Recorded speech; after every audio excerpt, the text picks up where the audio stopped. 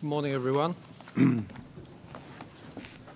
I have with me Deputy Governor Jeff Baskand and Assistant Governor John McDermott. And the Reserve Bank today left the OCR on hold at 1.75%. In our forecast, the global economic recovery continues to improve and broaden. Inflation remains subdued, although there are some signs of emerging pressures, as we saw in the US labour market data late last week. Monetary policy remains easy in the advanced economies, but is gradually firming. GDP growth eased in the second half of 2017, but is expected to strengthen going forward, driven by low interest rates, increased government spending, the high terms of trade and population growth. The labour market data yesterday showed unemployment down slightly to 4.5%. We see the labour market continuing to tighten somewhat through the forecast period. Regarding the impact of government policies, the bank has revised its estimates based on Treasury's half-yearly fiscal update, and this has resulted in the near-term impact of these policies being revised down somewhat. CPI inflation in December was lower than expected at 1.6% due to the ongoing weakness in manufactured goods prices. Traded goods inflation is projected to remain subdued through the forecast period, while non-tradable inflation is expected to increase with capacity pressures. Overall, this results in CPI inflation trending upwards towards the midpoint of our target range. Monetary policy is likely to remain accommodative for a considerable period. And I might just add that while these forecasts were closed off ahead of the recent equity market volatility, at this point we would see no reason to alter the forecasts. So thanks very much, and we're welcome to answer questions.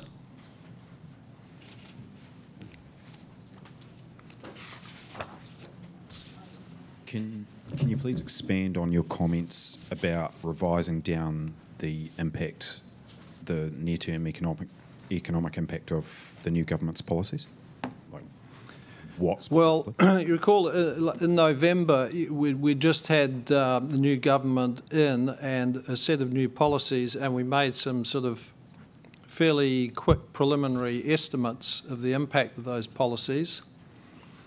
And so since then we've had more time to consider the impact more carefully, and also to consult with Treasury and to look at the numbers in the Treasury's haifu last December. So we've really taken the Treasury's estimates, and they show a reduced fiscal impact in the short term and more of the impact of the fiscal expansion a little bit further out. So, for example, overall, in November we had talked about 0.5% of GDP impact from increased government spending. That's now pulled back overall to about 0.4%, so it's slightly reduced, and the time profile has changed. Anything to add? Just on the margin, also that in terms of the transfers, what that would mean in terms of spending within the economy. Some of it may be spent on imports. There may be some leakage through to savings. So the impact of those transfers are slightly less than we assumed in November.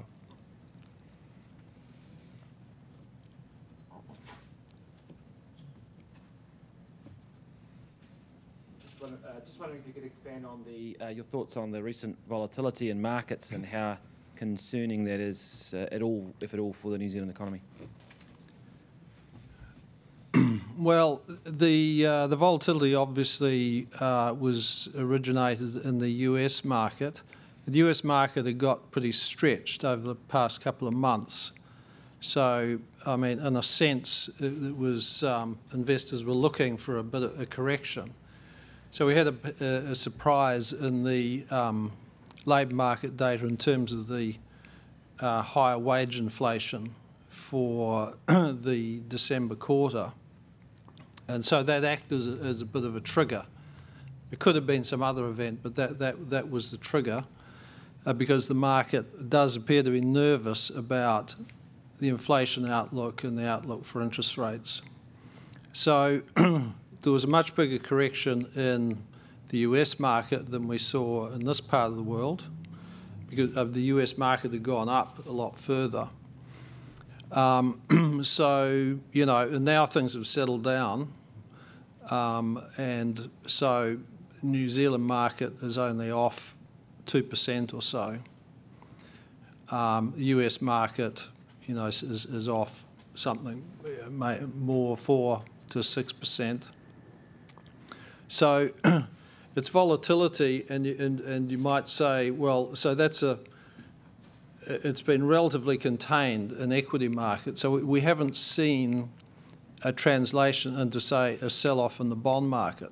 If you're going to have something that really impacts our outlook and our forecasts, you'd really see it in interest rates, in the outlook for interest rates. So the bond market didn't really react. It was more an equity market phenomenon. And now it's settled down, so that's not going to have a long-term effect. But, you know, you'd have to say, well, it's a bit of a warning sign because, you know, that volatility, it shows how nervous the market is about the prospects for interest rates and the normalisation of interest rates and inflation. Currently, the market's expecting that to be very gradual. If it was more sharper, then you could have more volatility down the track. So, you know, I'd say it's a warning that we're going to see more volatility in markets. If that volatility translates through into interest rate markets, it could have a more pervasive effect and impact our forecast, for example, and our interest rate track. It would be an upside risk on the interest rate track.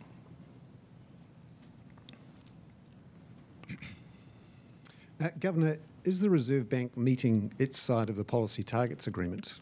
When you look ahead at the inflation outlook in these projections, annual inflation 1.1, 1.7, 1.8 and only 2% in the final year, are you achieving your midpoint target for inflation? And actually, shouldn't you be cutting interest rates to try and get inflation up to that 2% midpoint? Well, we're within the band. December number was 1.6. Our target range is 1 to 3%.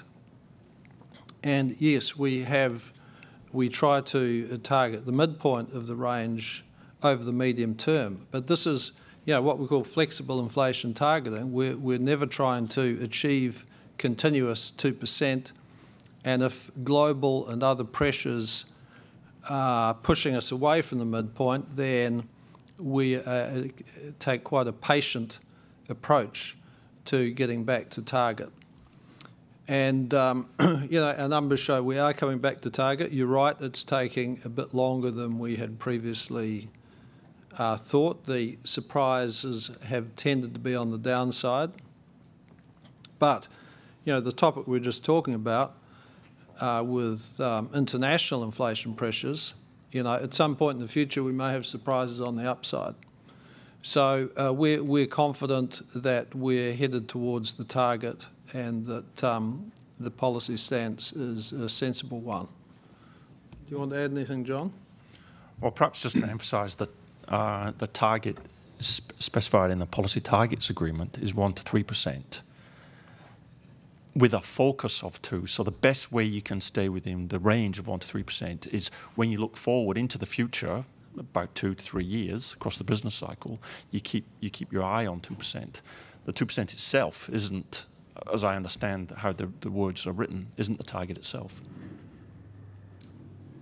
You mentioned in the statement that the output gap is estimated to have fallen and is around zero, and that you think that spare capacity in the labour market has been fully absorbed.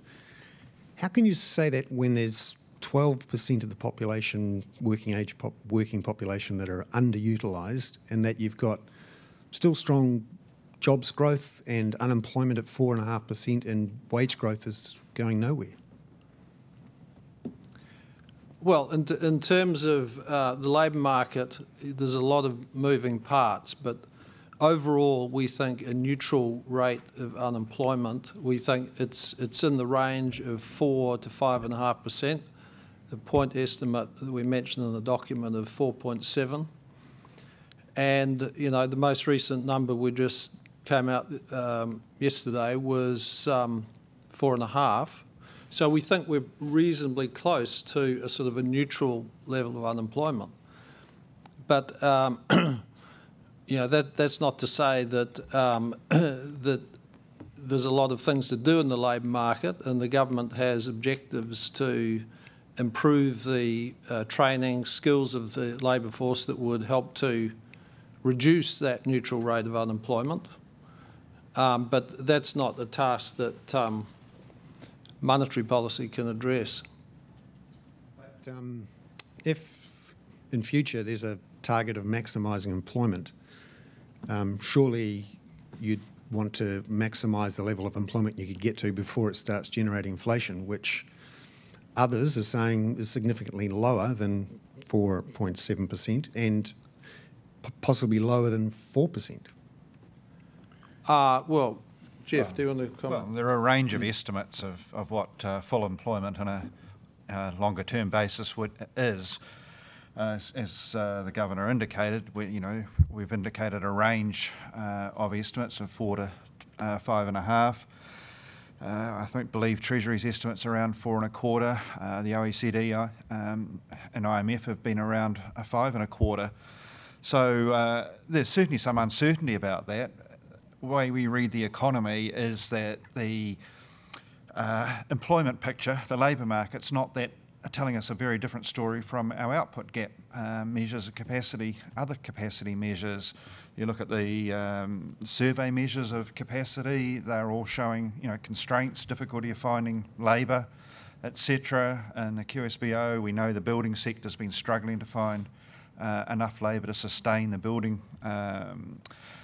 rates of investment that we would expect or hope to see. So I think we are seeing a picture that the economy has tightened to a reasonable degree. You wouldn't say it's really tight and putting a lot of inflation pressure there, but it's certainly absorbed most of the spare capacity, and I think that's how we're reading it.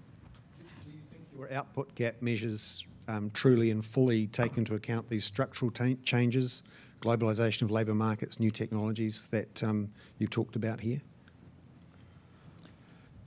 Well, I mean, I guess there are structural changes happening, and that can affect our measurement of the output gap.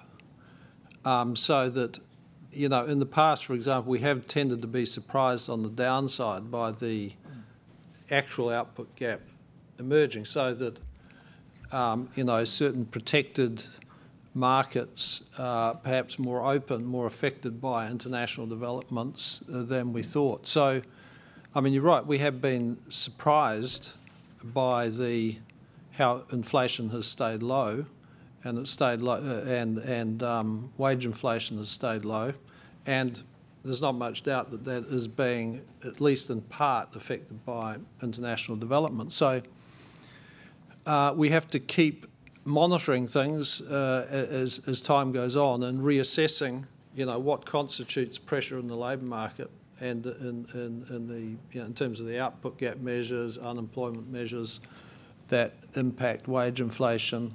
We're continually reassessing those. Can I just add a couple of things? Just even if we had the output gap measure perfectly correct, which is an impossible task, you'll appreciate, the structural forces you're talking about would also influence the translation of the impact of that capacity onto inflation forecasts, and they're probably dampening them. So there's a different level of uncertainty that plays out there. And then in addition to that, how people behave in that changed environment can completely swamp your forecasts. So one of the things we learned over the last few years is how businesses are pricing their goods and services. And pricing behaviour has become more acute to the current level of inflation. And those changed expectations have completely swamped any uncertainty about the output gap. So that there's not just the output gap you have to think about. You have to think about the entire mechanism of how prices and inflation is resolved. So John's saying, you know, the anchor, the inflation expectations are pretty well anchored at 2%, and that has a big momentum effect on inflation. So irrespective of what's happening in technology and, you know, globalisation, that expectations effect has been pretty powerful. Just on GDP, some bank economists have complained about what they say is excessive RBNZ optimism in the economy, and I was just wanting to get a response from you about that. Well, we think we're sort of perfectly balanced, not excessively optimistic or excessively pessimistic. I'm not sure what the basis of that comment was. If you could be more specific, we might respond to it. But we have, I guess, tended to expect a bit more inflation than we have seen, and that's been a common global phenomenon. But we have been forecasting and seeing a strong growth in the economy, notwithstanding the weakness in the second half of 2017. It's been a pretty strong performance, and we expect that to continue. I'll just add one other thing in terms of that.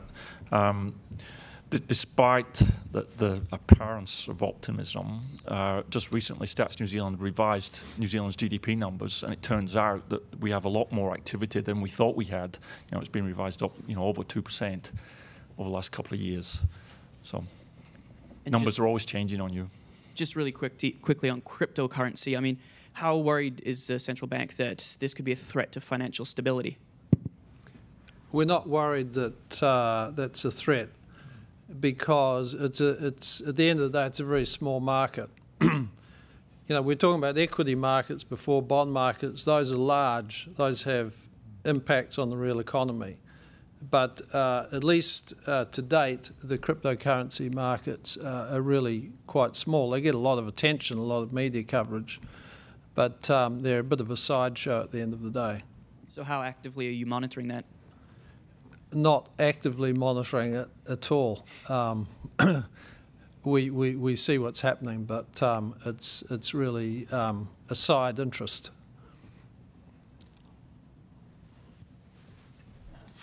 All the focus of financial markets is on when you're going to hike rates or hike the OCR. The wording of the statement, policy may need to adjust accordingly. That suggests a two-way bet to me. Well, that's a valid observation, because our approach, and it's still the case, that the next interest rate move could be up or it could be down. There are risks on the upside, but also risks on the downside. So, as we were saying before, you know, inflation, we have tended to be surprised on the downside. If that continued, then it is possible that we could see interest rate reductions. If things pan out as we are forecasting and expect, then we do see the next move as upwards, and that's reflected in our OCR track that's published in the document. But you're right, the risks are two-sided. What about the suggestion that, I think it was 2009 that we last had inflation at the midpoint? What about the suggestion that it's time to take some risks and cut the OCR to see if you can get to that target a bit faster than these forecasts are suggesting? Well, we've been in the range 1 to 3% for a lot of the time. I mean, post GFC, initially we tend to be in the upper part of the range, and more recent years, we've more often erred on the downside. But overall, we've been, most of the time been inside the range. That's what flexible inflation targeting is about. We're not about trying to hit 2% on a continual basis. And so we don't want to fine-tune interest rates, moving them up and down to try and keep inflation at 2%. It's not a sensible approach to policy. As I said before, the sensible approach is to be patient and to be confident, as long as we're confident that things are moving back towards the target. And that's the approach we're taking. Is there an argument, though, to push up inflation and to effectively give the Reserve Bank a bit more room in future if there is a downturn to cut interest rates? Because the lower you are and the closer you are to the zero bound, the less flexibility you've got. And there are some central banks and people arguing you really need to get it more towards the upper end of the 1 to 3 rather than where it is currently at the bottom end of the 1 to 3, to give yourself more flexibility in the long run to deal with some sort of shock. Well, you can always run an argument, to move policy one way or the other, but at the end of the day, we have to have a good reason to change. I mean, if you eased about trying to get inflation back quicker, and then some of these international risks that have been evident came through again and reinforced, and the global interest rates and inflation moved up, then we'd be having to move up again. We don't want to be in a situation of easing and then having to tighten, or the other way around. Stability is preferable, and we're not going to change policy until we're confident that a change can be sustained and as a sensible in the medium term. I might just add a couple of points. Yeah. I mean, the first is that we have got interest rates at a very stimulatory level now. We are doing a lot to support the economy and its expansion and the resumption, lifting of inflation over time. So the notion that we need to be cutting further, it needs to take into account the fact that the rates are quite stimulatory already. Secondly, that tradables inflation is really the part that's been bouncing the numbers around in quite a way. I mean, we did actually hit 2.2% inflation last year, in March last year. So we did get there. And it was around 1.9 in September. Then it's fallen back again through a low tradables number in December. It's that imported inflation that's been bouncing the numbers around, particularly non-tradables has been sitting at around 2.5. So as the Governor said, we've got to look through those short-term moves and say, are we supporting an economy that's moving towards that picture of A, sustained growth, and B, capacity and inflation pressures being where you'd want them to be against target.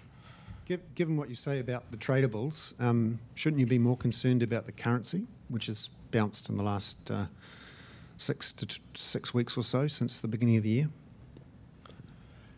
No, I don't think we're concerned about the currency. It's not. It hasn't moved that much since November, and 1% or 2%. And so we're comfortable where the currency is. But it was above your forecasts from the November. It is slightly. That's right. We had 73.5 on the TWI. And, it's now closer to 75, 74.5 or something like that, but not much of a difference. And our assumption is that we drift down slightly, but the currency will stay in this vicinity.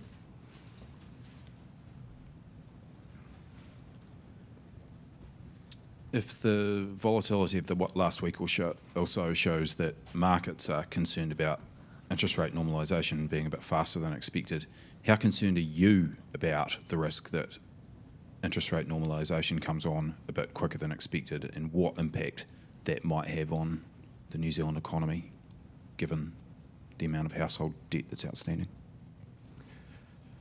Well, I think normalisation has taken a lot longer than anyone expected because rates have been low, monetary policies have been easy since the GFC, so 10 years.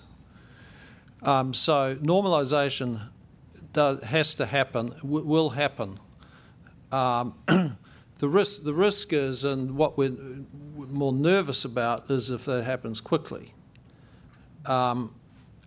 Interest rates stay very low, but all of a sudden, you know, we have a stronger global economy, inflation really comes back strongly, then the interest rate reaction could be quite sudden. Bond rates go up sharply, and the risk is that would then derail the global recovery. And clearly that would have an impact on our export prices, on export volumes, and impact our forecasts for the domestic economy. So what we want to see, and what everyone wants to see, I guess, in terms of policymakers, is a gradual adjustment to normality in terms of inflation and interest rates commensurate with a growing global economy. And that's the big question that markets have. Currently, they're confident that this is a gradual thing. The risk is that it could be a sharper correction.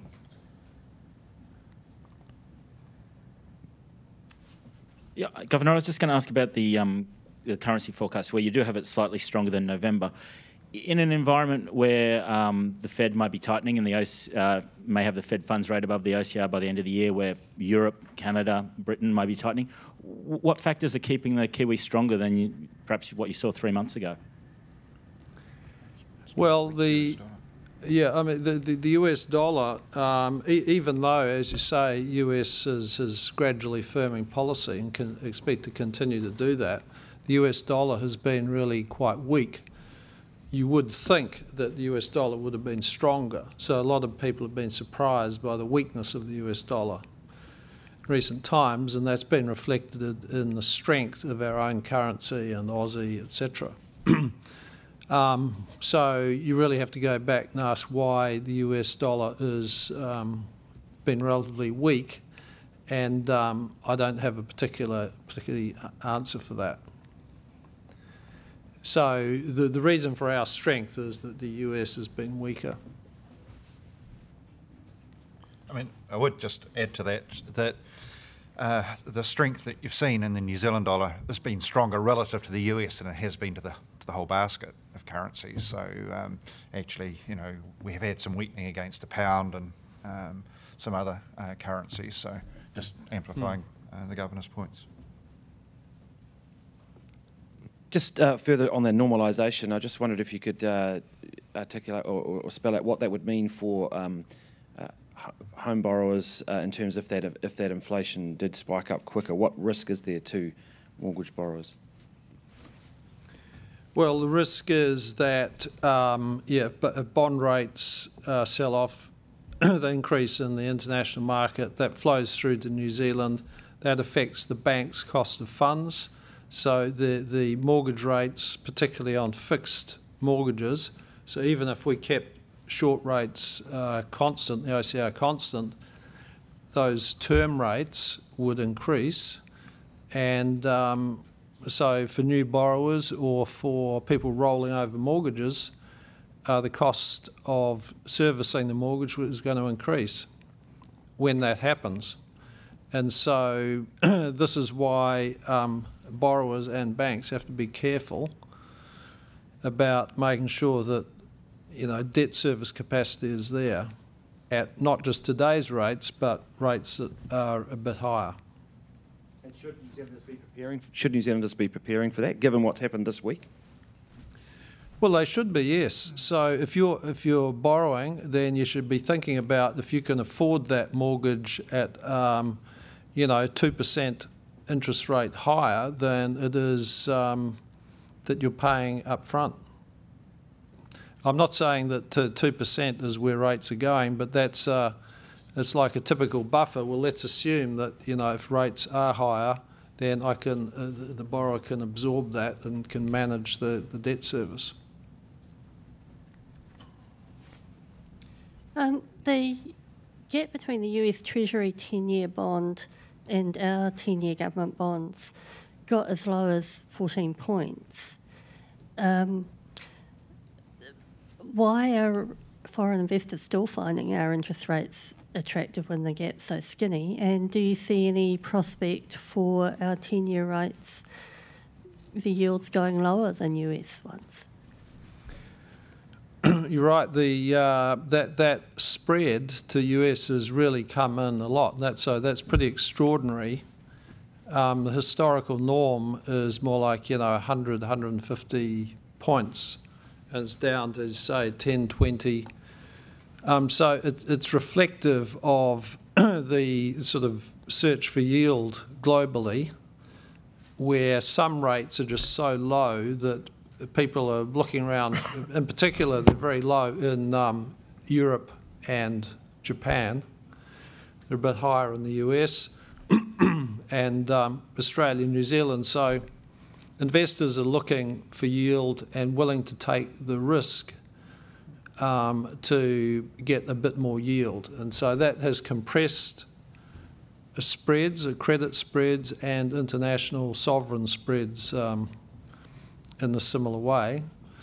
And yeah, the risk is I'd be rather surprised if we went through the US, but it has happened before, I believe, if you go back quite a few years.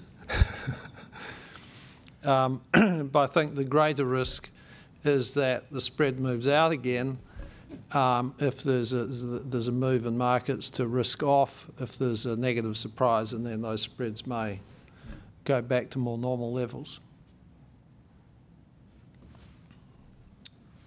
Just back to the risk of interest rates increasing and what it might do to households. How concerned are you about that from a systemic level, that we might have quite a lot of high household debt facing higher interest rates, in particular if we see this sort of risk-off phenomenon that suddenly New Zealand isn't viewed so favourably?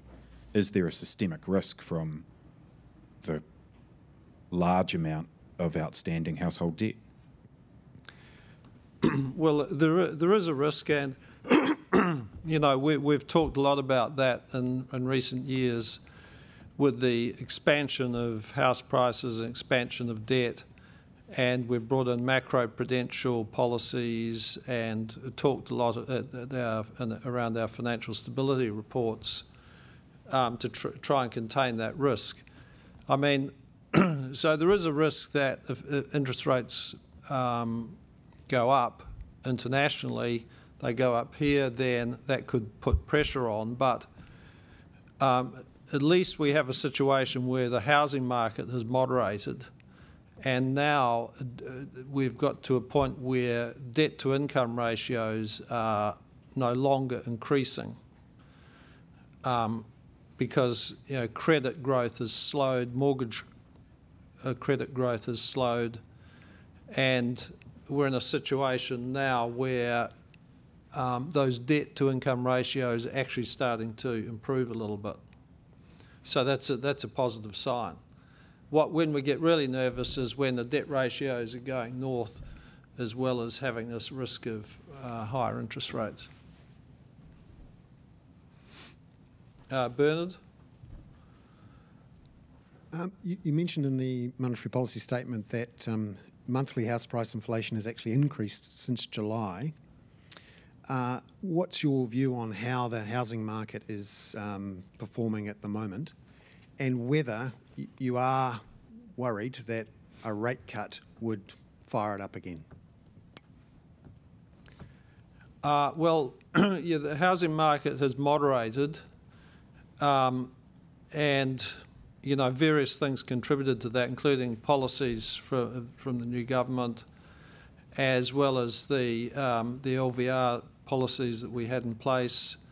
And so the mood of the market has moderated, came off, particularly last year. But monthly price increases did pick up a bit from about August.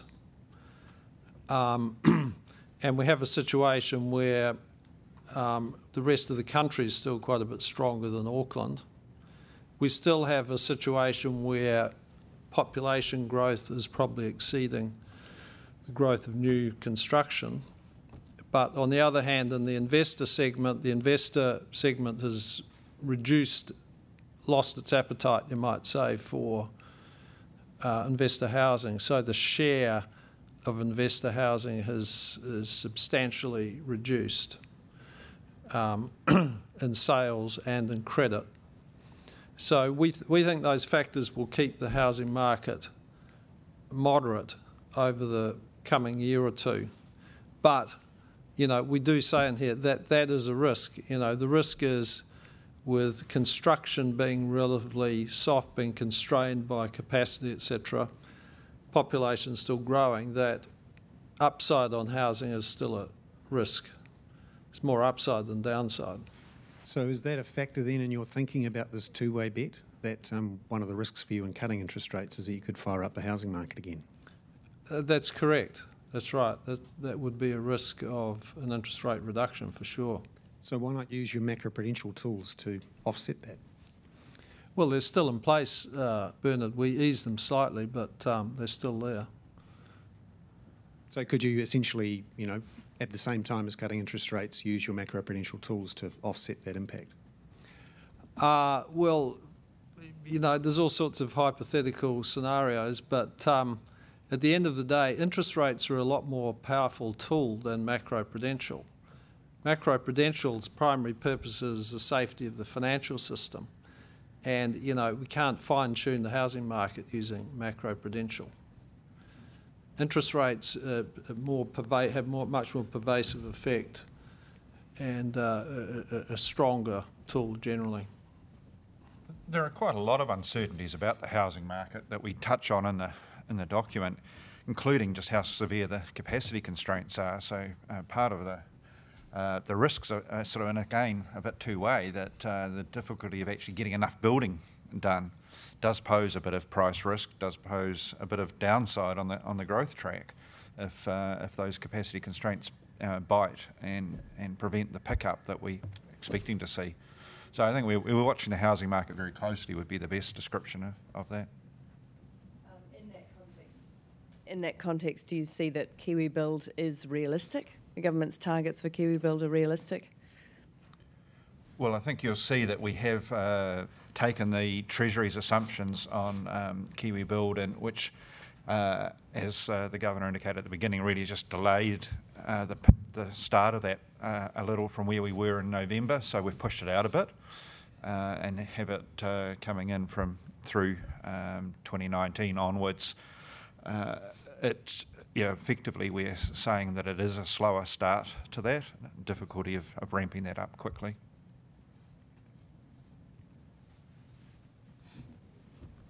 Thank you.